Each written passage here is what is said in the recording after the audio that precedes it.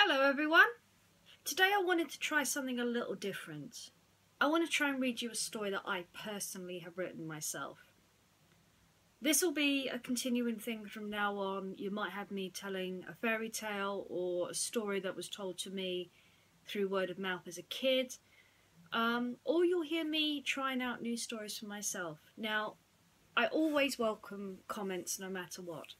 And with these specific ones, I want to hear whether you think that the stories are a good idea or whether they don't work in any way, shape or form. My dream is to become a writer one day, but I've always known that my stories, they're still pretty raw. But being able to read them out allows me to be able to hear my own stories, and it allows you to sort of explore the stories as well as it goes along. And this is something we'll probably continue to do.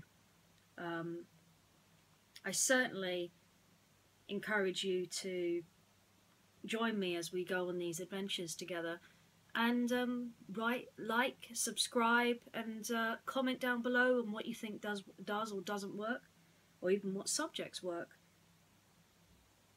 I think we'll get on with the story. This story is based on the idea. I think it's two chapters. It's the prologue and chapter 1 of this story, or at least how far chapter 1 is. I don't think I finished it off. But I want to give you an idea of what kind of stories I'll be reading, and of course I'll be writing poems and stuff to be able to read to you as well. So this story is a young girl who, for identity reasons, has been misunderstood. But I want to give a kind of broad line on the intro and see what you guys think of the intro as we go through it. So it's a working title at the moment. Diana flicked her small, thin fingers through the calm breeze, leaving a stream of glittering navy blue sparkles. A tiny plant stretched its young leaves to stroke the dancing light. A single glittering sparkle swirled around the small plant, blessing the green stem and sleeping yellow petals with a soft kiss. Diana waved her arms calmly like a ballerina, watching more of her speckles circle the trees of her forest. Winter was shaking off the last of her cold blanket, and spring was starting to wake up. Diana loved spring. Her dark powers was more powerful in the morning when the forest begins to wake up. The forest was her home. Calmly she closed her eyes and focused her powers into a small ball in the palm of her right hand. Her powers danced in its small cage. She opened her eyes and watched the ball slowly melt into her skin. That's enough exercise for one morning, she thought.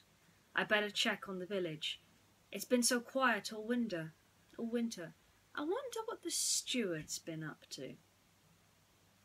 Chapter 1.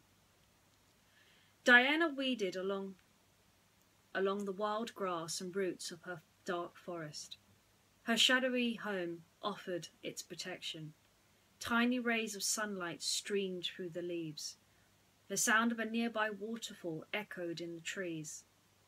A tiny green leaf floated softly on the gentle breeze, coming to land on the toe of her right boot. She paused in her stride, her eyes watching the calm leaf flap in the warm breeze. Her knees folded onto her body, her left foot slightly behind her right. Her fingers softly picked up the delicate leaf from her boot, cradling it gently in the palm of her hand as she stood up. It waved gingerly at her. Something flew past her line of view on its way to the ground. She looked down at the object.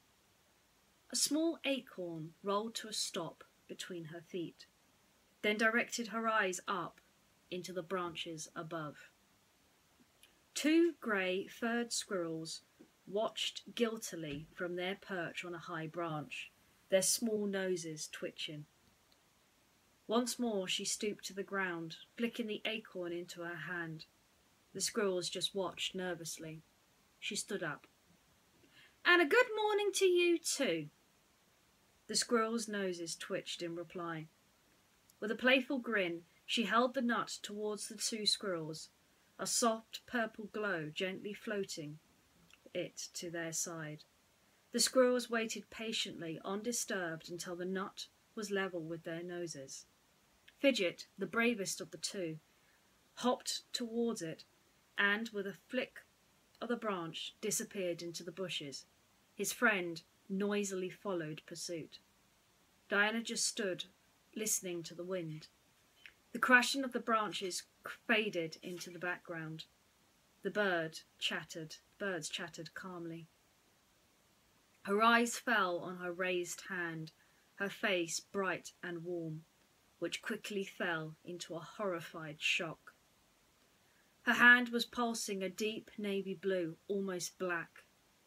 Her head darted to the side.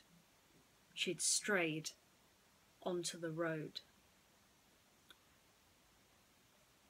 That's the prologue and chapter 1 of my story.